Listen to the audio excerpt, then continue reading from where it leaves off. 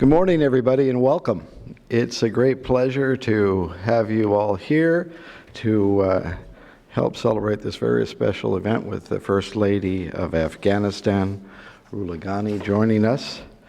It was my great pleasure to meet her when I was working in Afghanistan between 2009 and 2011.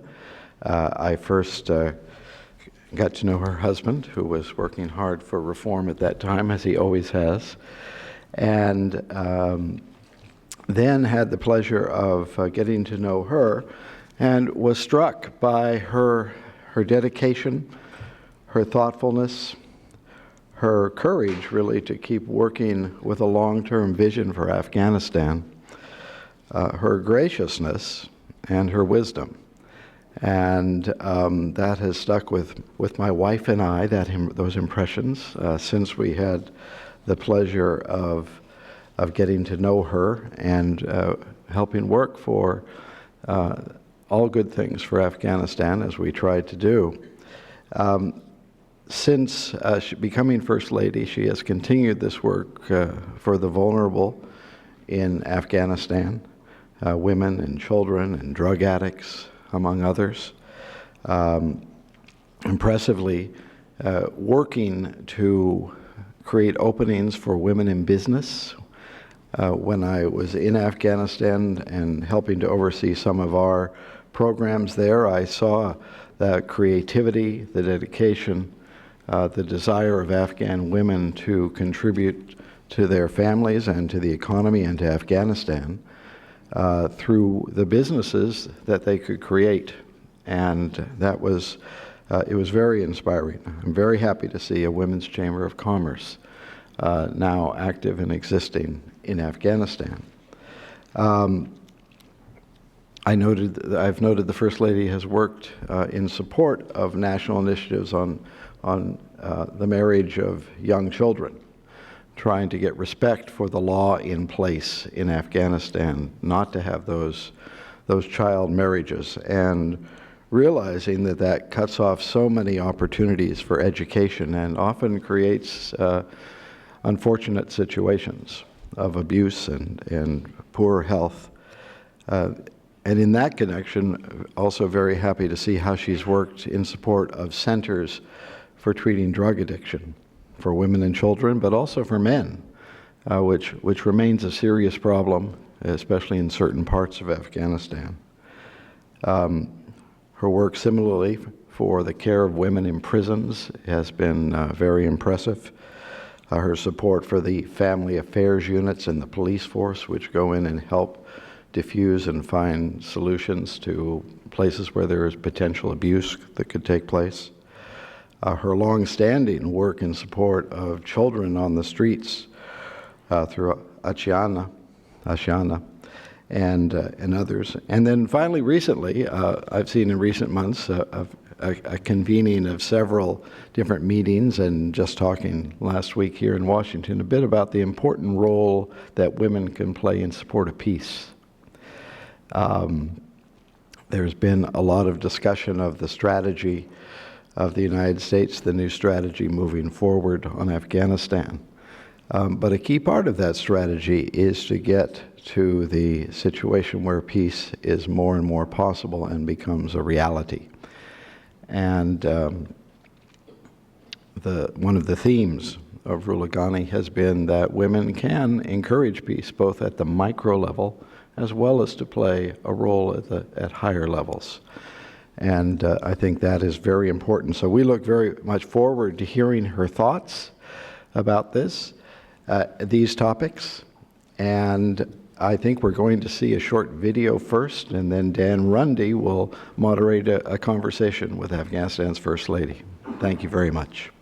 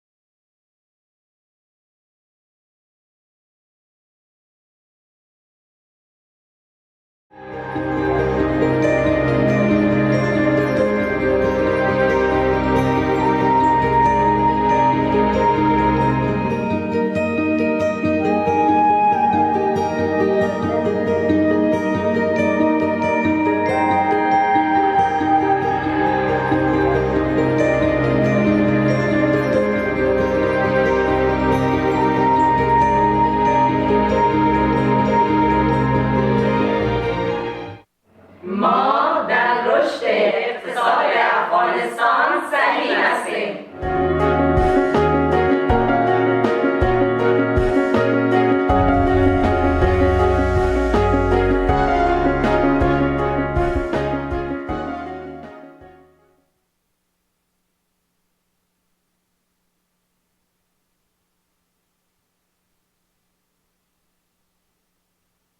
Your Excellency, could I ask you to come on up, please? Please join me in welcoming the First Lady of Afghanistan.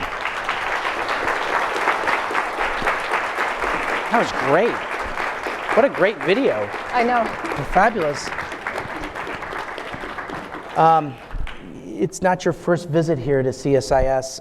You had a very successful visit, I guess about a year ago, with our program Smart Women, Smart Power. I want to recognize my friend Beverly Kirk, who's here, who helped facilitate that and has helped make the Smart Women, Smart Power program really a wonderful keynote program here at CSIS, and we really appreciate you being here. We're so pleased to hear that you were back in town, and we wanted to have you come back. There's a lot of things we want to talk about with you, Your Excellency. I think the first is, could you just, I love this video, could you just comment a little bit about this video? Hello, everyone. The reason I wanted to show a video is because sometimes, you know the adage that a picture is worth 1,000 words. I wanted you to see Afghan women at work. And actually, this video is the video produced by the recently formed Chamber of Commerce of Women in Afghanistan. And it was done, the video was prepared by one of their members, the person who has the IT company. Just to let you know that women of Afghanistan are not waiting for people to come and help them. They are already engaged. And because they are engaged, we need to help them, because they will really, every little bit of information, of funds that you provide them, will be put to good use. They're very serious about what they're doing. They're very dedicated. They often are mothers having children at home. They often have, you know, large responsibilities in their enterprise.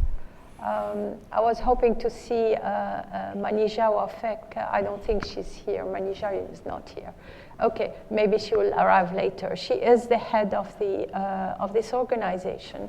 She has a whole factory, clothes factory, and she has 3 kids.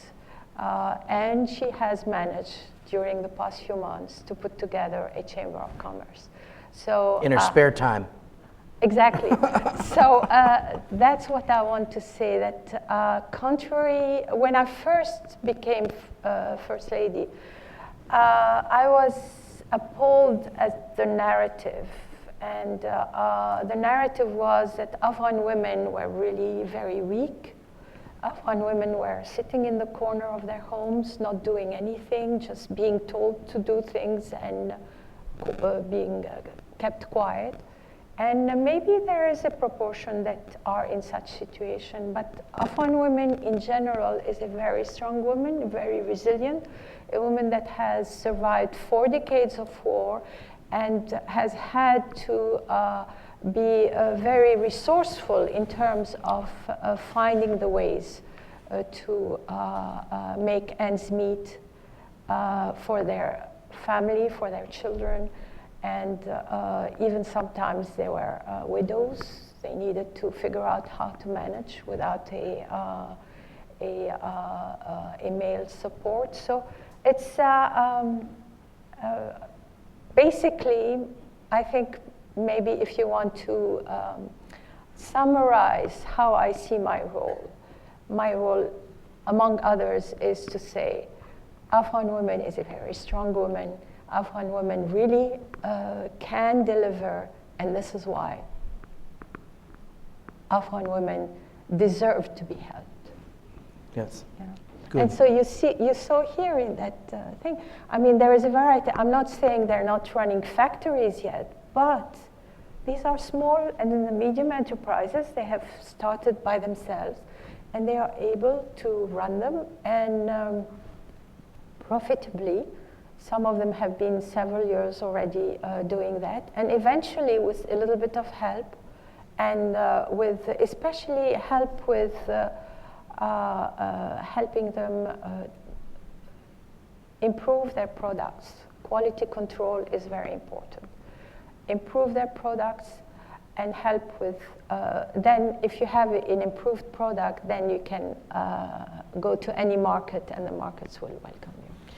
We have done a series of things here at CSIS about the non-military side, and Ambassador Wayne has really helped us here at CSIS focus on this non-military side of the conversation. Too much of the conversation in Washington is about security as it relates to Afghanistan. I think it's extremely important. I'm the first person to say we need to have a conversation about security in Afghanistan, but I think when I talk to military leaders, they talk about the need to change facts on the ground, to engage women in the economy, to have agriculture happen, to have people go to school, to have investments made, to have infrastructure built, all these things. Could you talk a little bit about, let me first talk about girls and education. If I recall correctly, Your Excellency, in the year 2000, I believe there were 0 girls in school in Afghanistan, or something around, I think literally 0 girls in school. Now, how many young women are in school today in Afghanistan? I will always be reluctant to give numbers because our Office of Statistics is still not up to par. We're working on it, but it's several millions. Several millions. Yes. I think the question we need to ask is what is the quality of education in Afghanistan? And unfortunately, the quality of education is still not as good as it used to be before the civil war, before the 4 years of, 4 decades of war. And when it comes to education, I want better education for both boys and girls. And make sure that girls attend the schools, but I think we need to really help improve the state of education so that all children of Afghanistan are able to get a good education, a solid education. What has changed though, just before I left Kabul, I had a delegation from Human Rights Watch, who have just come out with a report on education in Afghanistan. And they had traveled over 2 years. They had traveled in provinces, they had talked with people, and the one thing that struck them is that everywhere, men and women, I emphasis on men, were saying we need to educate our daughters. Really? So at least the mentality has changed from the mentality of the times of war, where it was said, we don't really need to educate women. We will just, the boys can go to school, the girls have to stay home and take care of the chores. No, the mentality has changed. They realize that they need to educate the women too. And in this respect, I want to relate an anecdote. I have an open door policy, and whoever wants to come and see me, as long as they justify why they want to see me, can come. And there was this man from Host who said he wanted to introduce to me his 2 daughters. And I said, okay, let him come. And he came in traditional garb with the longi and all that, and he had his 2 daughters, slim, elegant, 2 young women, but with a surgical mask on their face. They didn't want people to see their face. And the story was, he was very proud to tell me, so this is a very conservative person, if his daughters have to be all wrapped up and even cover their face. And yet, he wanted to tell me that his 2 daughters are in first year of the Faculty of Medicine. They were learning to become doctors. It's really moving when you see a father that insists that his daughters have to become doctors. And then he proceeded to tell me that actually when he was in his late teens, early 20s, he had been witness to a a woman in his family who died in childbirth. And she died in childbirth because there was no doctor, female doctor, to attend to her. And there was no question that they would accept a male doctor to approach her. And then he promised himself, he said, I promised myself when I get married, if I have daughters, they will become doctors so that they will be able to take care of their families. So, so this really confirms what the Human Rights Watch delegation had told me, that there is now a much greater inclination to send girls to school. It's incredible. That's incredible. So, I mean, I think it's just really important that people understand that we went from 0 girls in school to several millions. I've seen numbers as high as 3.5 million women in school in Afghanistan. And I think the kinds of stories you're telling reflect that sea change that's happened. Does that, it sounds to me, we have a lot of people in Washington who are such negative, very negative on Afghanistan and pessimistic. My argument has always been that if you're telling me that 3 million women in school over 15 years isn't going to change a society, that's ridiculous. Of course it's going to change a society. And could you talk a little bit about just some other examples about how you see the presence of women in school, how that's changing the country? Because I find it ridiculous that it's sort of as if it's seen as if Afghanistan is sort of the static country that's not dynamic or not changing as reality changes on the ground. Well, it is because, of course, there is this positive that the mentality is changing, but there is also the negative that they are reluctant to send their children if there is no female teacher. Yes. So, or female bathrooms. Or female bathrooms, right. But it's the teachers, especially in the villages. If there is no female teacher, they will not send their daughter. And I can, I can relate. I would be more comfortable with a female teacher if I have a daughter. But, so the problem is not necessarily their willingness, but the problem is that there are not enough women that are being trained as teachers that are from that province. Because we train a lot of, this is one thing that unfortunately international aid has kind of a bad situation that has kind of been enhanced, is that a lot of effort has gone into urban center. We have 5 main urban centers. We have Kabul, Mazar, Herat, Jalalabad, and Kandahar. And outside those centers, a lot of the international aid agencies will tell you it's not secure. We cannot go there. We cannot work there. But they don't really think outside the box and train people who will go and work there. Because we need to train the young women that are in those provinces to become teachers. Because a girl from Kabul will not go and live in a village where there might not be running water, where the bathroom facilities are not adequate, where, I mean, it's self-evident. And somehow, this is my plea to whoever is here with international aid agencies, please find a way to train people from the provinces to get services in the provinces. This would be really very important and change a lot. So your question was... Just about the changing, so I think that's actually a really important takeaway here is, I think one of the homework assignments for us at CSIS will be on this issue of rural female education and rural teacher training.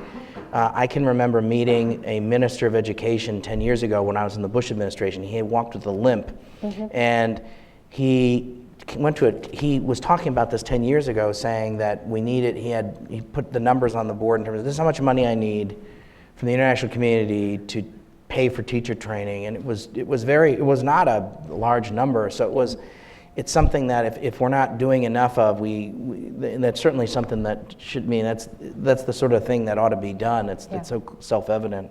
But my question to you, Your Excellency, is I'd like you just to tell a couple more stories about the changing landscape, the changing mindset. Because of all these women in school, what are some of the things that yes, there are these constraints. There's not enough female teachers in rural areas who speak the regional dialects, and that is fixable. Mm-hmm. But I know that you've had 15 years of girls in school. There are additional things that have happened as a result of that. People in the development business will talk about having girls in school have all sorts of incredible positive aspects on a society, whether it's in terms of number of children that they have or their willingness to go to seek higher education. I mean, I would assume that the number of women, for example, at the universities in Afghanistan is probably close to 50% at this point.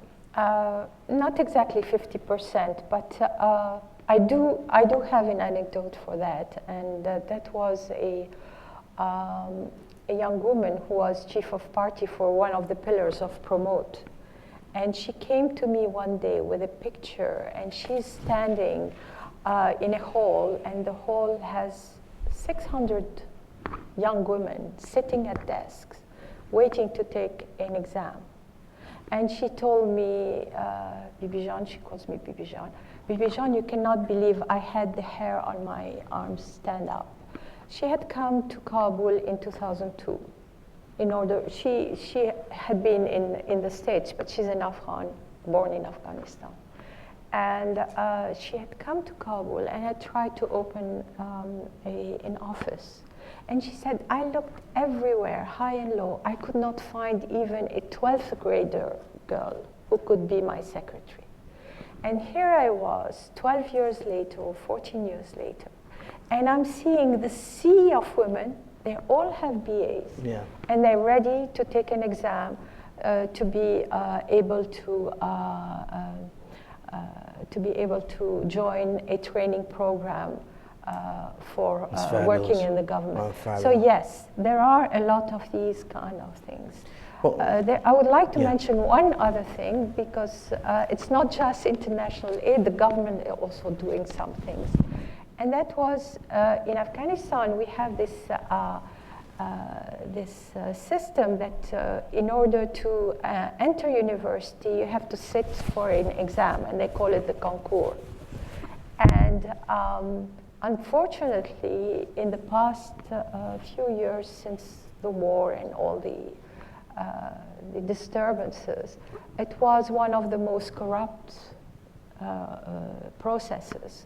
And it allowed only people who knew somebody or who were the sons or the nephews of somebody to be able to reach university.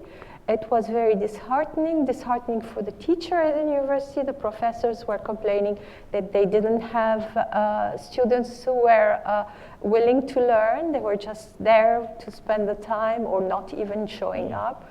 I mean, it was very disheartening. And actually, there was a young man who worked on this concours, the system of the concours, and made it, brought a lot of technology into it. So for example, no two persons sitting next to each other will have the same exam. So they cannot cheat. Then there is the biometrics, so we know that it is the person who should be taking the exam who's taking it. And then for the correction of the exam papers, it's a machine. It's electronically done. So, and there is no name. It's just a number. So it's unbelievable. From the first year, it has completely changed the composition of the student body, and many more women were able, on the basis of merit, to be to join the university. I had the privilege to sit at the table, had lunch with one. There were several students, and this one girl was from Mazar. And I asked her what faculty she was at. She said she was in the faculty of medicine. And then she laughed and she said, my mother kept telling me, I kept telling her, I'm going to be a doctor. And my mother kept telling me, you're dreaming, we know nobody, we are nobodies. How do you think you're going to be able to enter the university, let alone get into the faculty of medicine? Because faculty of medicine is the highest grades go to the faculty of medicine. And she says, and here I am. You know, I made it. And it was wonderful that she was saying that. So this was something that the government was able to do, identify the person who could really rework this thing. And I'm very glad to say that today he has been appointed at the head of the Central Statistics Office. This is the person who's reformed the test taking. Exactly, and so I'm looking forward that in 2 years I'll be able to give numbers, Okay. because he would have good systems in place. But it's in the million. We know it's in the millions of young women. We know we don't know the exact number, but it's a big number. It is a big number. We see the anecdotal results. There are a lot more women that are finishing high school, at least in the urban centers, because as you mentioned, in a lot of places there are no facilities, toilet facilities for girls. And that is, I used to think it's because by the time they reach puberty, that the parents would keep them at home. And actually maybe this is one factor, but the major factor is because they start needing to use a bathroom more regularly. And if there is no bathroom, they stay home 1 month after the other month after the other, then they start going to school. So having just the mere fact of having bathrooms can really help keep children, women, girls in school. And you will note that the Prime Minister of India, Mr. Modi, has exactly the same kind of goal, that he wants by 2019 that every school in India offers bathroom facilities for the girls. Yeah. I wanted to just make a parenthetical about data and statistics. We did a report. If you have trouble sleeping at night, we did a report on statistics and development. But it actually is quite important. You think this is really a boring and mind-numbing topic, but it's really quite important. If you want to have a successful society, successful societies invest more and more in good statistics and in good data. And it's a sign when you see a country like Afghanistan sending its best thoughtful people to help run statistical agencies. It's very important. It shows the signs of progress. Development takes a long time, and the conversation we're having about is over 15 years of investments in women. You're seeing them now enter the universities in large numbers. This is unbelievable. I mean, this is an incredible thing, but you couldn't do that in 24 months. You couldn't do that in 48 months. This is a 10 or 15-year project. In the United States, the story of Plan Colombia is known well, Your Excellency, or at least in Washington policy circles, and that was a 20-year project. People talk about the turnaround in Colombia. I would argue that there are many, many things in Afghanistan that are going the right way, but it's taken 10 plus years for that to go the right way. But those stories don't get out enough. So I really appreciate you being here and telling these stories, because it's really important we understand that there's been an incredible amount of progress. I want to talk about a couple of other topics that I know that women have an important role to play in. I want to talk about the issue of corruption. And you've mentioned it in the United States had, the city of Chicago, and there's other famous cities and there are famous states in the United States that are well known for their having had corrupt practices. So we're not the only, Afghanistan isn't the only country that has had challenges with corruption. But if you could just talk a little bit about, there's a perception that Afghanistan has significant corruption problems. Can you talk a little bit about corruption, and could you talk a little bit about the role women play in helping to stop corruption? Sure. First of all, I want to say that when I got married about 44 years ago now, Afghanistan was not a corrupt country. Okay, so it's not something that is Afghan. Okay. after the war, you have to think, when you live in war conditions for 4 decades, you're not living, you're surviving. You're making sure to remain alive, that the people around you remain alive. So the difference between right and wrong gets fudged, and a lot of things become allowed, or at least feasible, because you're trying to survive. Yeah. And so I don't want to pass judgment on that. What had happened since 2001 is that the previous administration was not very focused on corruption, or on kind of not allowing corruption. But this also coincided with a time where international aid came in the millions, if not the billions, and some people maybe even say trillions. But one thing that the international aid agencies have not done is monitor. They did not really monitor where the money went. So there has been a lot of corruption, especially that money was in abundance. We have a slightly different situation now, because in as much as the money is not as abundant as before, and I think that the international agencies really have drawn their lessons, that they need to know, if they do this program, what results they're going to get. And if they don't get their results, then it's conditional. They're not going to give more money. So there is more attention that is being given to where the money goes. Corruption, you have 2 ways of combating it. You can go after the corrupt people, but you also can build systems that will prevent the corruption from happening. And I think the present unity government has been concentrating on building systems that will prevent corruption, where the flow of a particular procedure in a ministry is regulated, so that it doesn't go through 20 people who need to put a stamp, and each time they need to put a stamp, they will require some money. Okay, something like that. Or larger things where, for example, you cannot get involved into something if ever you have, they can check and they see that you have taken land that was not yours or was government land, and you have kind of built on it. I mean, illegal acquisition of land.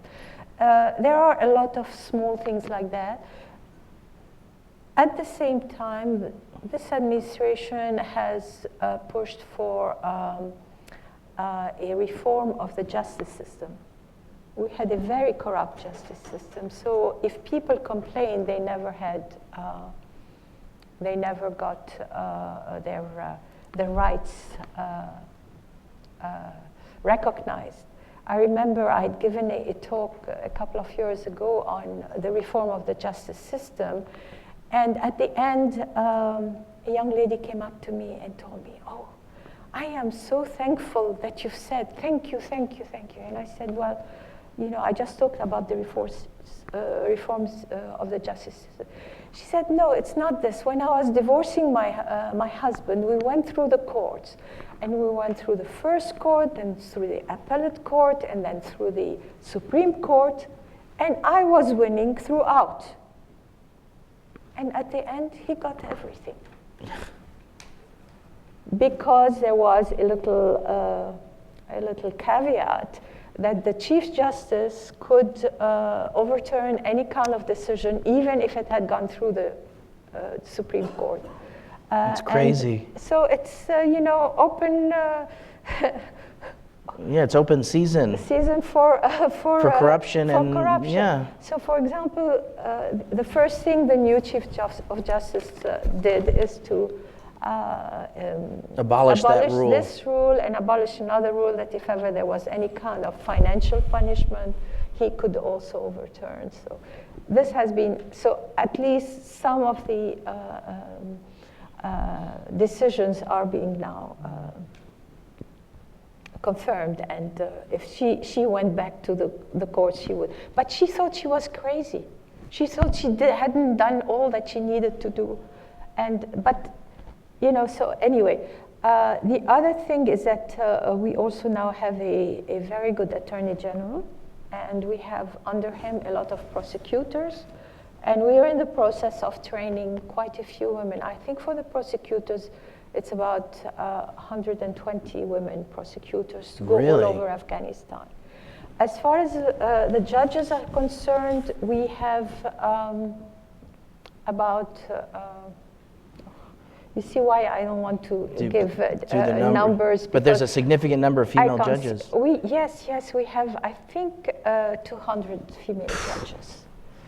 Whereas our neighbor, Iran, they immediately dismissed the one judge they had, which was... The one female judge? Yeah, Ebadi, I don't remember her first name, who got the Nobel Prize. Oh, Shirin Ebadi. Shirin Ebadi. The minute they came into power, they told her, you're a woman, you cannot be a judge. So we do have certain things. Of course, there are little problems because these judges are all from Kabul and they don't want to go to the provinces. This is a problem I mentioned earlier, and maybe, well, they are now being coaxed to go, but and we're trying to get some welcoming committees for them so that they feel comfortable there. But it is something that could have been done better if ever they had found young Recruited women, people from that region who had gone to law school, or at least help them get to law school. And it's a 2-year program, it's a 2-year training. So, I mean, it's really solid training. So there are a lot of things that are improving from that point of view.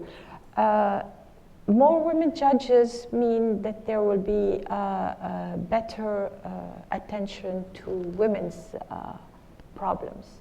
We have 3 courts where 3 court systems where the women would be really mostly there. The first one is, of course, the violence against women.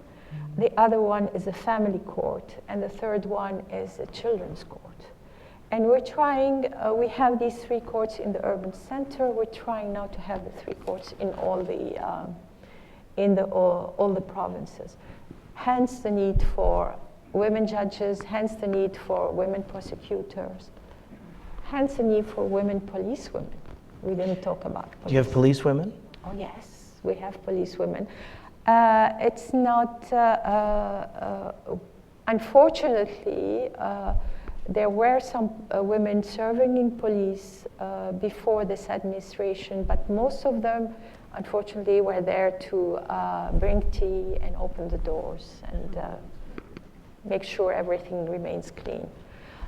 Because there were, I think, a good proportion, maybe 1/3 of them, if not 1/2, was illiterate. Okay, so it was women, you know, usually widows that did not have any other way of making a living, and so who came. Now, and this is really with the help of NATO, that is really has one section that is really looking at the training of women in the army and in the police. And we're having more and more, an increasing number of women, probably now in the hundreds. I think for police, the aim was 500, and we have not yet reached it. But in the army, it's many more. It's by the 1,000. It's maybe they want 5,000, and we're working towards that.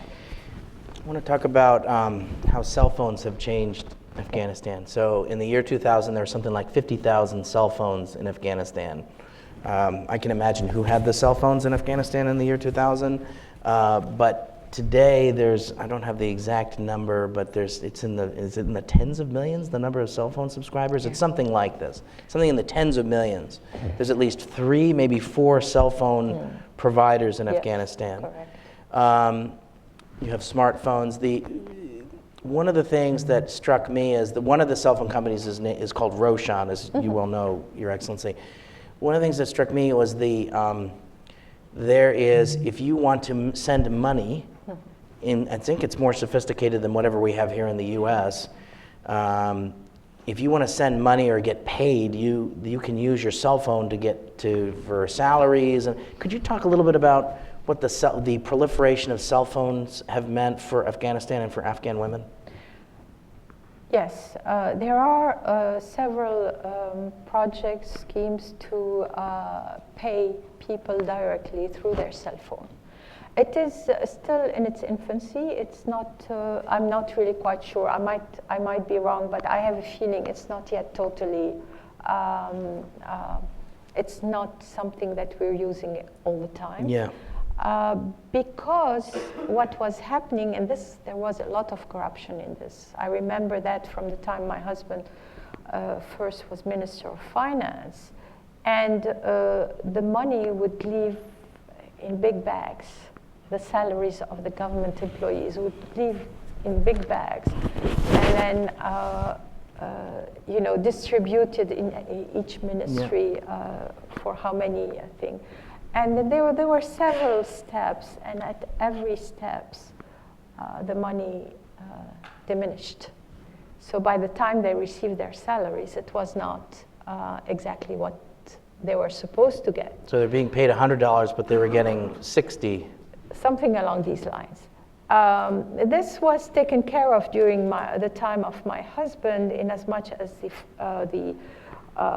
flow of the money has been done through the bank. Yeah. And the bank are giving the salary. And so even if there is a little bit of corruption, it has been reduced. We would like to be able to do it directly to each person with their on their phone. On their phone. There is a lot of resistance from the banks. Yeah. I wonder why. Anyway, so this is really just to let you know that we are aware and we're trying to work towards solution, but sometimes there are obstacles, and we need to figure out how to go around these obstacles or remove them. So it takes time, as you said. It takes 10 to 20 years to be able to get rid of some of these impediments. Could you tell us anything about, my sense is that even in the most remote parts of Afghanistan, women have access to cell phones. Can you just tell a story about either cell phones and women? There must be something that struck you. What it is that now there are a lot of families in Afghanistan that have 1 or 2 or maybe more members who are living and working abroad. A lot of them in Pakistan, in India, but especially in the Gulf. But some of them also in Europe, in the States, in Australia. And the big revolution is the SMS, because it doesn't cost a lot. You can reach somebody all over the world, and they can answer back. It's a wonderful means of communication. And because of that, women are very, very keen on learning how to read and write so that they can be able to send these messages. Before that, there were efforts about, we have a very high rate of illiteracy, and there were efforts, people, I don't know how sustained were the efforts, but they would go into villages and say, let us teach you how to read and write. And the woman would say, what for? What do I need it for? Why should I learn to read or write? Well, there they really have an incentive. And this is really helping them a lot. So what is happening is that because they have that, also I have another story, a group of women who are writers and poets. but they are from all over Afghanistan. And what they do for those women who are members who are in very faraway provinces cannot, because transport is really a very big problem for women in the provinces. Transport, they cannot really move distances without being accompanied by a maid. That's really a hindrance. So they wanted their members who were in those villages to be able to take part in their meetings. And so they would have a phone, put it on speakerphone, and the young woman or the older woman would read her piece, and then she would hear the comments of all the others. So phones have facilitated interaction, especially for women who are in places very traditional where they cannot get out of the house easily. Now, there is another aspect, is that when they become entrepreneurs, then it is so important to be able to be in touch with your supplier, with your clients, with what's happening, finding out what the price of wool is, what the price of thread is, all sorts of things. So women are really getting on the wagon and learning how to use phones. They really like it. And often they will have it in their pocket, and then they go through all the folds to find their phone and get it out and see who's ringing them and why did they get a message. It's very heartening. I have a lot of positive stories like that. At the same time, I'm not naive. I know it's going to take a long time. But if you just sit back and say, well, there's so much to be done, we cannot do it, I might not see it in my own lifetime. But if you sit back and do nothing, when will it start? So I want to talk about peace. I want to talk about the role of women in getting peace in Afghanistan. Could you talk about that, please? Yeah. So basically, in everything we've talked, it was more observing the women getting better. In peace, I have my little contribution here. There was some time at the beginning of winter, last winter, in the province of Rula, which is a central province of Afghanistan. The news came out that 29 people of one family had been slaughtered. Ugh. Yeah. They also slaughtered their 500 sheep. So no income generating activity. Anyway, so my husband was really very upset and wanted to go and condole with them. And he was going to go in a plane, so I said, oh, there is space for me. I went there with a couple of my advisors. You were there. One of my advisors is here, Palosha. And so we went there, and it's a beautiful, a little bit, it's a poor province, but it's a beautiful corner of the country. And we met with a lot of people, and eventually we had a meeting in the governor's office, a large office with a table all around, and then 1 or 2, 3 rows of chairs. And we met the families that were against the wall on the side. And it was really very, very moving, because it was only the old women and the little children. They had really gone after all the adults. And then we sat, and some of the what do you call that? The leaders of the tribes stood up and started talking. And then a woman stood up. She used to be the governor before. And from what she was saying, we found out that actually, what I forgot to mention, in the media, it was Daesh that had done that. It was ISIS. So I was really very upset at ISIS. Anyway, we come there, and from what the discussion, the information we derived from the discussion, this was a local feud. It was between one warlord and his militia, and this kind of family that was probably prosperous if they had 500 heads of sheep. Yeah. And there had been some kind of family duel, conflict. a feud, and the young man of that family had killed the head of the warlord. Oh boy. And then the militia went and took its revenge and killed 29 people. So that made me start thinking, okay, it's true, we are being attacked by, we have like over 20 groups of insurgents, including the Taliban and ISIS, that keep attacking Afghanistan every corner, here or there. And you hear in the news that, they're gaining land. Keep in mind, these are hit-and-run operations. They come, they hit, and they leave. So maybe they are active in 1/3 of the country, but that doesn't mean they have control on that 1/3. They have control on some outlying areas. They don't have control on any city. And so it's true we have these people, but we among us have lived 4 decades of war, and we are still interacting with each other as if we are competing on the same resources. So I don't like you. You said something I don't like.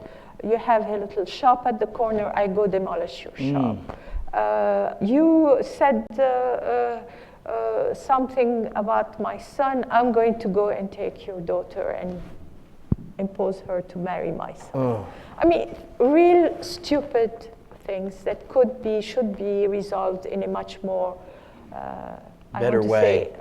More peaceful, more reasonable, more rational way. And so I discussed it with my advisors, and we decided the year before I had done a symposium where we gather 300 women at a time to discuss a topic. And the year before I had done it on the role of women in Afghanistan, because too many people were telling me there are not enough women that know what to do. And so I brought 300 very well-educated, very vocal, very verbal, very determined women, half of them from the provinces. So everybody could see, no, Afghanistan does have very strong women. Okay, so this year we did it on peace, and we called it Afghan Women Messenger of Peace. And the message was that we should not wait for the leaders to negotiate and get peace among the countries. We should start ourselves from our homes, from our places of work, from the schools, from the markets, from wherever, to try and normalize the fact that we have to be interacting with each other in a peaceful way. And we call that social peace.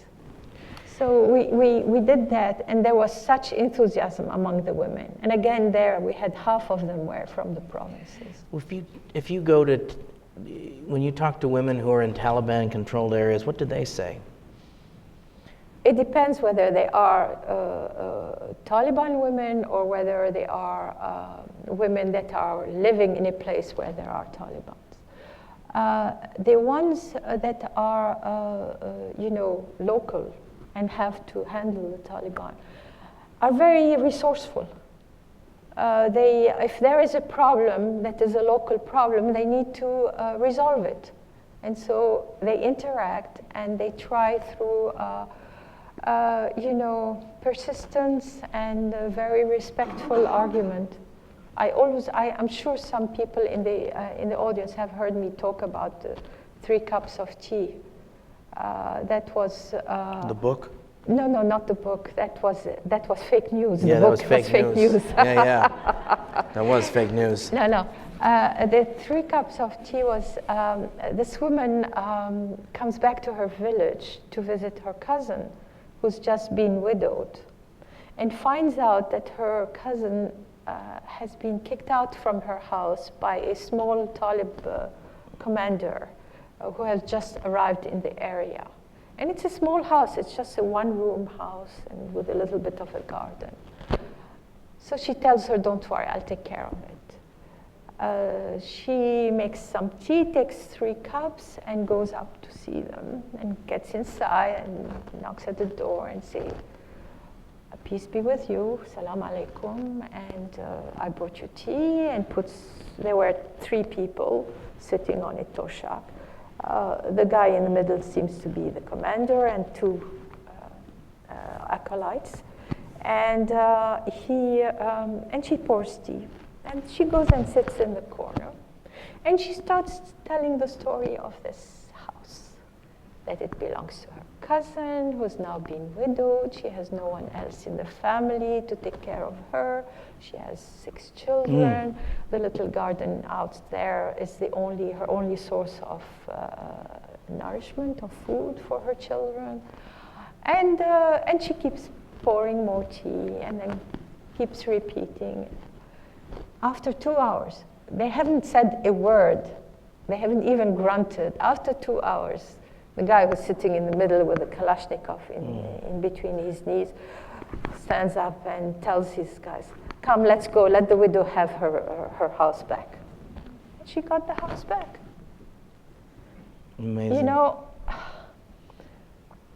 that's what I mean. We can do a lot with just being perseverant, being also resourceful, knowing how to present an argument, knowing what will. After all, these Taliban, they are people too. We should know how to handle them. What do they want?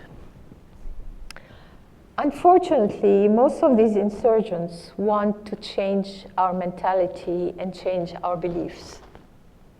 Now, Afghanistan is a 99.9% Muslim country, and it has been that for several hundreds of years. Okay? So they don't need somebody to come and tell them what Islam is all about. So people don't necessarily agree with what they're saying, especially when you have groups like ISIS that beheads people, or comes and takes your young boys when they are 12 or 13 to train them to become their things, or to become suicide bombers. There isn't much love lost between the population and the insurgents. At one point, when first the Taliban came in the mid-1990s, they followed a time of a lot of chaos, and a lot of killing between factions. And so people thought, oh, okay, they're going to bring some peace, and our women will be respected. Well, slowly they realized it was not going to be the case.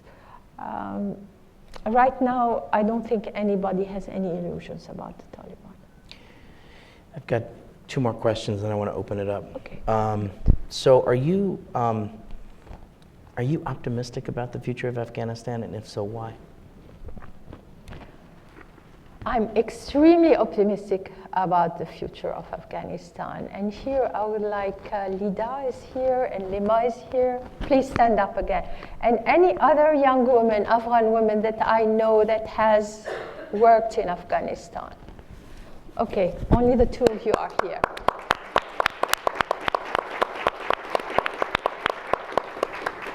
This is the future of Afghanistan. These are young women who have studied hard, who, in the case of Lima, she worked a lot before. Now she's back in the States to get her MA from Fletcher's. She not only has held jobs with lots of both foreign and governmental organizations, but she has also had a lot of impact socially. The last was organizing a youth conference, South Asia Youth Conference in Kabul, where 100 people came, young people, from all the countries, Pakistan, India, Bangladesh, Nepal, and all this, to create understanding among the young people of the region. Lida has been the chief of party for the Women in Leadership pillar of Promote. And she is the one who told me, you need to get people from the provinces, and for that you cannot do it from Kabul. You have to go in the provinces, and you have enough women to create a selection committee that will select women from wherever, for whatever program. Select the women, they can be sent to training, but these women, you're sure they're going to go back to their provinces. So, but you've trained how many women in your program, Lida? More than 10,000. 10,000. Wow. So we have great women. We have great young women. We have older women also who are very active. But unfortunately, I have less hope with the older generation, whether they're women or men, because they have lived so intensely the past decades, Yes. that it is very difficult for them to let go of the problems of the 80s and the 90s. And they're still, whenever they see each other, they still say, oh, in 2000, I mean, in 1985, you this, said or this, and 1982, you saw that. what I told you in 1994. I mean, it's ridiculous. We need to move on. The good news, Your Excellency, is that Afghanistan's a young country. I Yes. think more than 60% of the society is under the age of 30. Is that? I think it's something like that. It's under 70% are under 25. Okay, so that means that the young generation's going to soon take over, and Exactly. and it's going to be a better place. Give it a little bit more time. But it is comforting to know that there are some that are already training to become That are already the next taking leaders. roles of Yes, responsibility. yes. The women of the Oh, Chamber yes. of Commerce. Fabulous. Okay, so I have one last question. So Thanksgiving's coming up in the U.S. My family, they're very reasonable people. They, you know, Your Excellency, that I really support strongly the Afghan cause and what you're trying to do. But the average American, they may be reasonable to say, well, why are we still there? And why does the United States still have to be there? So if you were at my Thanksgiving table and I was asked this question, and I'll be asked this question, and everyone here will be asked, if they go and talk about this, they'll say, that was great, but why are we still there, and why do we still have to be there? What do I tell my family members? What do I tell my fellow Americans when they ask that question? Because it's being asked a lot. Let's not forget that 9/11 happened and that it was planned by Osama bin Laden, was at the time living in Afghanistan. Okay. It was a big shock for all of America. Fortunately, it was the only shock you got. Some countries in Europe are getting shock after shock after shock. We are living in a global world. What happens in one place has a ripple effect and can affect people in the other place. We need to build countries that are strong. Sometimes, unfortunately, for political reasons, and I don't do politics, international great powers like to have puppet regimes or weak countries to be able supposedly to manipulate them or to have them in their camp. Doesn't work. Doesn't work. It's better to have a strong country that will not allow people like Osama bin Laden to do whatever he wants in their country. That will say, okay, you can come, you can stay, but please, no training camps, no whatever. No proselytization. No funny business. Oh yeah, no trying to distort Islam.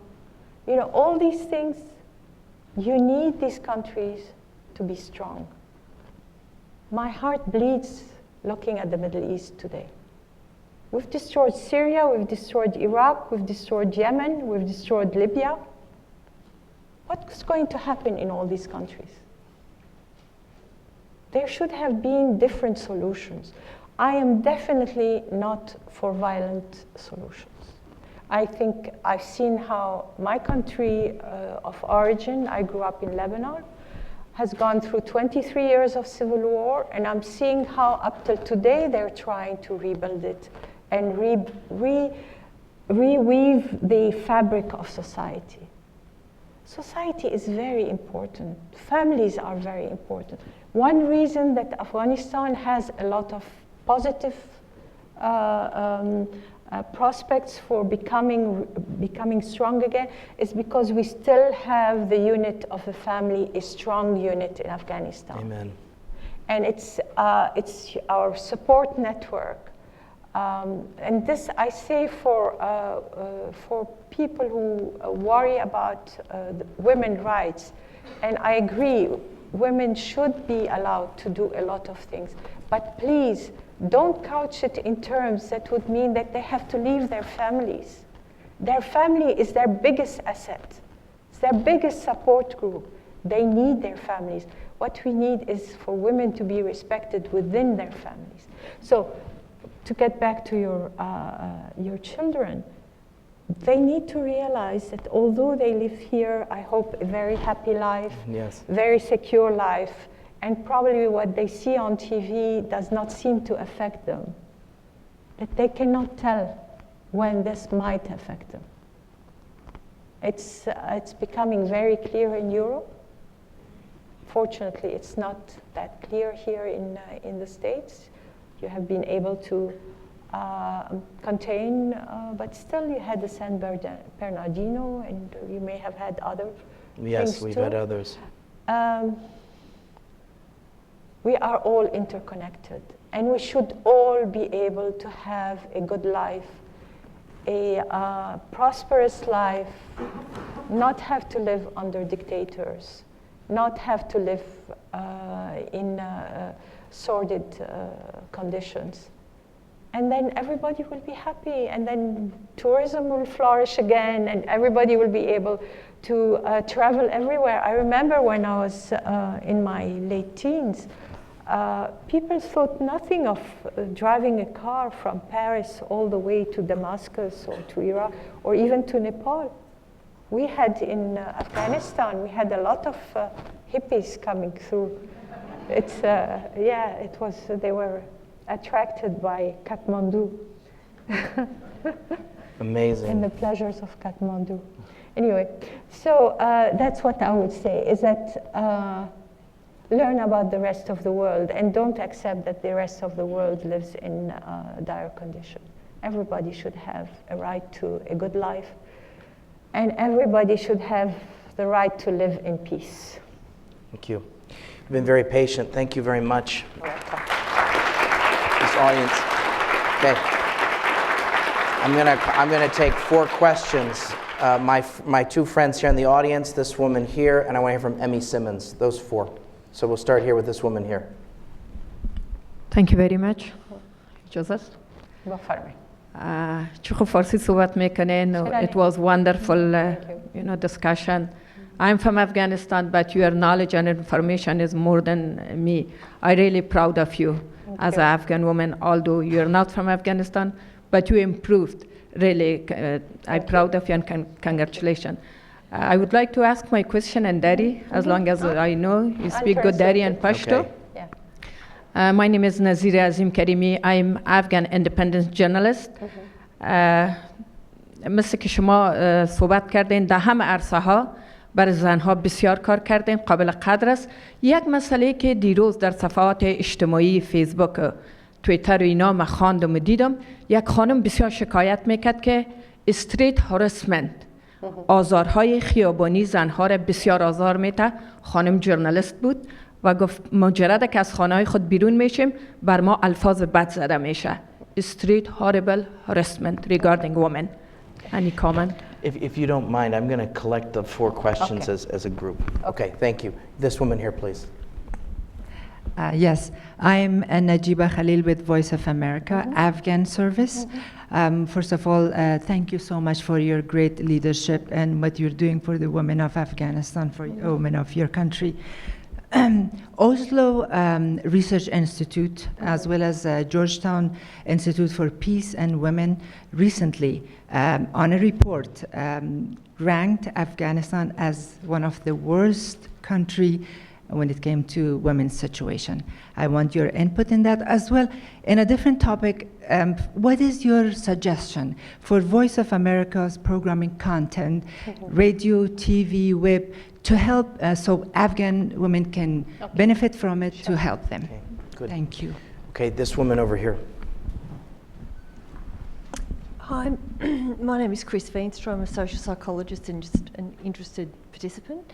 I'm curious, given the barriers that women have in Afghanistan for education, like security, transportation and bathrooms, and I know that the internet is kind of sketchy there, and it can be, but I'm just curious as to what's being done in the space of sort of internet education, you know, given the explosion of online courses, and what's being done in that space to sort of help educate women at home rather than having to leave their home.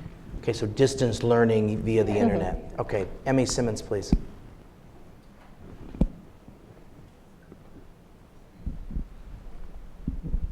Thank you, Madam Ghani, and thanks, Dan, for pulling this together, because I think it's your point about being close to Thanksgiving and thinking of what we have to look at that's good, which you've done very, very well in your presentation, but also think about, well, how does that fit into the future of the world, the future of the country? A very, very important point. I think also what I've taken away from you is how we absolutely must remember how long it takes to recover from conflict. And I think your mentioning of Syria, Yemen, you could have mentioned South Sudan, Somalia. We are facing this situation in so many countries, and I think Afghans' kind of experience and leadership is going to be important going forward. I wanted to thank you also for the video and your graphic anecdotes as a way of kind of giving a human face to this. I must say that the one slide in your video that we could perhaps talk about for another hour was the engineers, the women who were engineers. Because unlike many of the other women who were portrayed as being entrepreneurial and sort of being in control of their jobs, engineers generally are not in control exactly of their businesses, who they work for, etc. But the last question, since I'm a former USAID and now is working to some extent with CSIS, is looking back, as you have in your remarks, but also looking forward, what should the international community, including USAID, but including people like Tony Wayne and the diplomatic community, really focus on to enable women and girls in Afghanistan to progress in the next decade?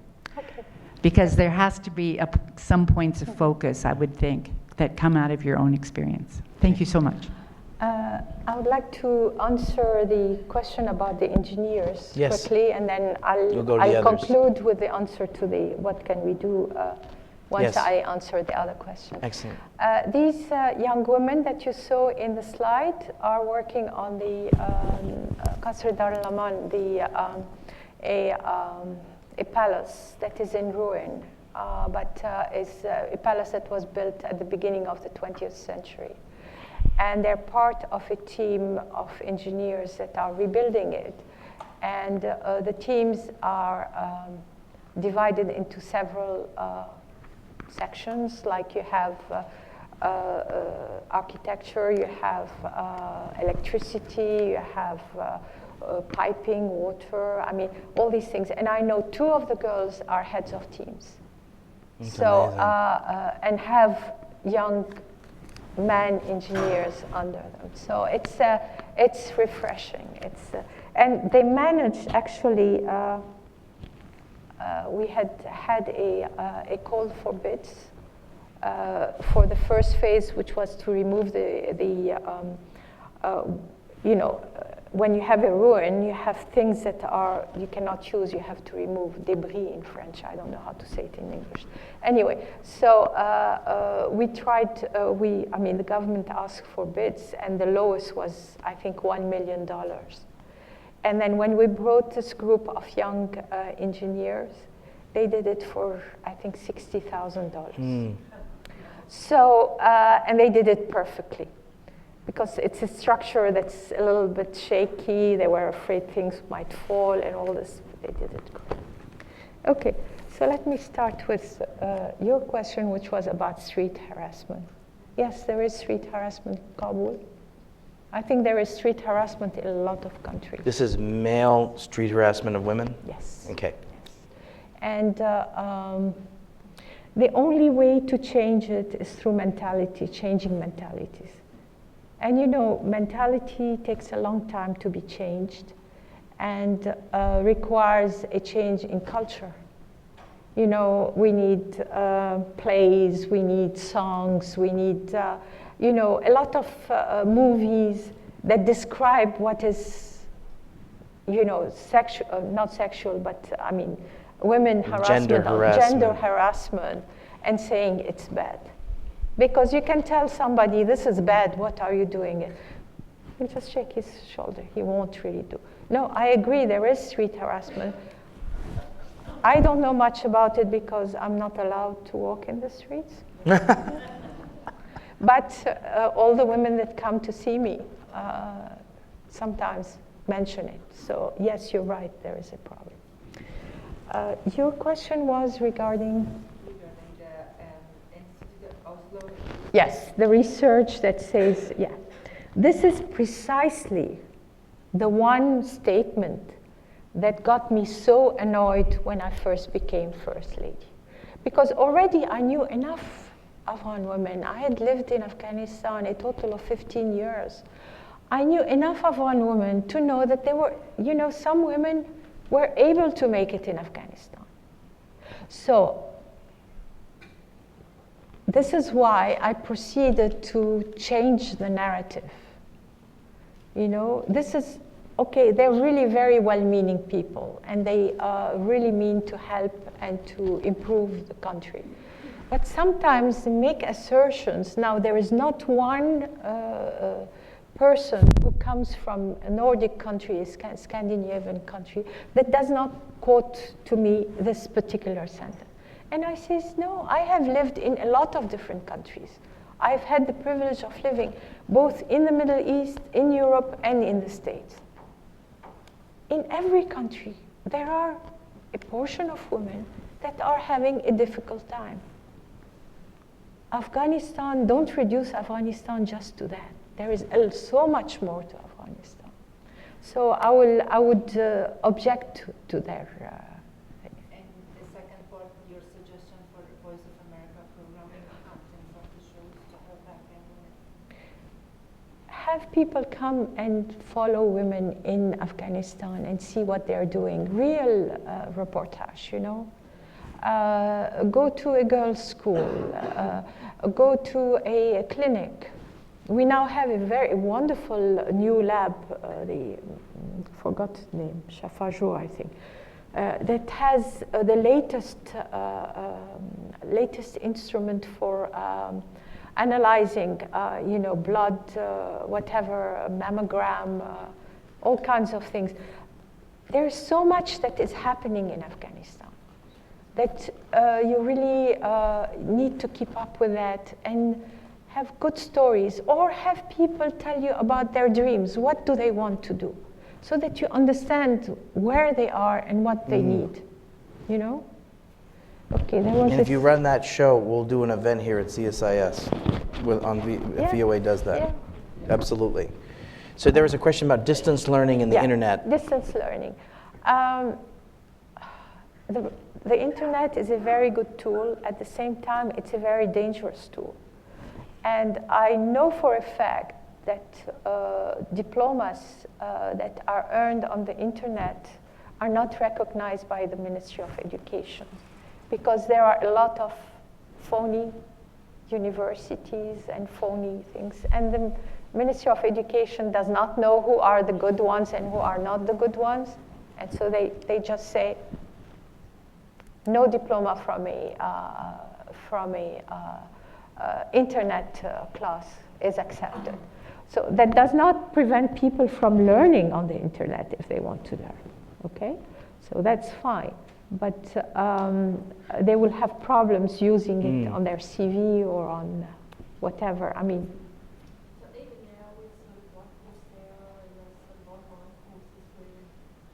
yes. No, you have to understand the capacities of the Ministry of Higher Education to go and look on the internet and see whether this is a valid university or not are very limited. Pretty limited. So unfortunately, right now, distance learning is not a solution. So let's go to the last point you were going to close with. The last point that Mrs. Simmons was mentioning was what can lessons you do? can we take, right? I think, Emmy, that was your question about what lessons can international aid community take to enable and further the progress of women and girls from the case of Afghanistan? Okay. A general advice that I gave in the beginning is to do more monitoring. I realize there are the donors and then there are the international... Then they're the doers. There are the implementers. Yes. Right. And there is somehow a... disconnect between. So sometimes the implementers feel free to do, and then it's the same thing with the implementers, which are the local NGOs. So somehow during that chain, the monitoring is totally lost. So that was a general advice. When it comes to women, I have two very clear requests. First of all, transfer real knowledge. We've had a lot of workshops for 2 weeks where they learned something. There is a board, and then there are things that are presented. They're very much, their incentive is the $5 transport fee. Right. So in 2 weeks, they might make $10 or $15, whatever. And they get a piece of paper that they add to their CV. I did this workshop. What did you learn? I don't know, I don't remember. The food was good. Exactly. I want real training. I want training, if ever they're trained into accounting, that they can become accountants. If they are trained into communication officer, they can write. They understand between perspective writing and op-ed writing and narrative. You know, let them become professional. Don't cheat them out of a good education. It doesn't need to be a 3-year scholarship to a university, but whatever training, professional training you're giving, give true professional training. Hello, Andrea, I didn't notice you were here. Okay, so it's really very important, because this is why sometimes project finish, NGOs close down, or international aids move to another area, and nothing remains. Nothing remains. It's not acceptable. So this is one, and as a continuation of number one, the two is mentoring and on-the-job training. Mentoring is very important because you might learn something that was described within a certain context, and when you go to your work or to your place of work, the context is different, and you're totally at a loss. You think, okay, what I learned cannot be applied here. It's not true. If you've gotten good knowledge, you should be able to apply it to to wherever you're working.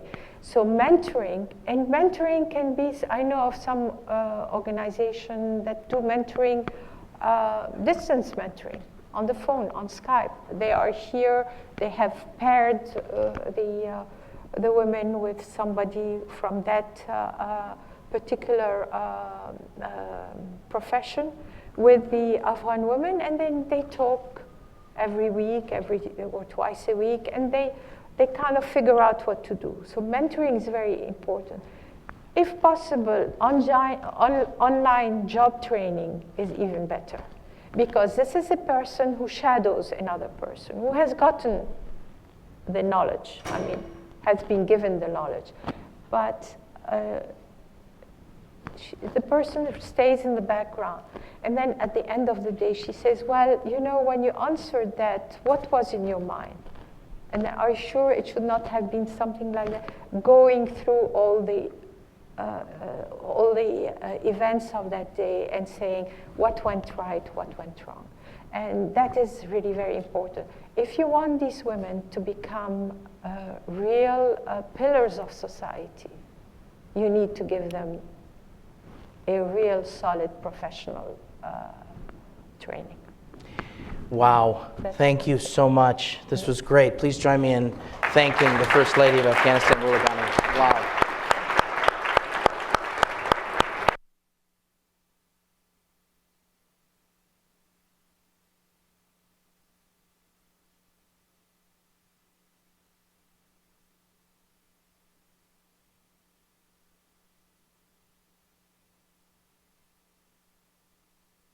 I suspect several people are going to want to say hello to you here, so why don't I let you, I suspect you have some friends in the audience, so I'll give you a few minutes to do that, and we'll reconvene in a few minutes. Of course. Thank you very much. Thank you. Yes.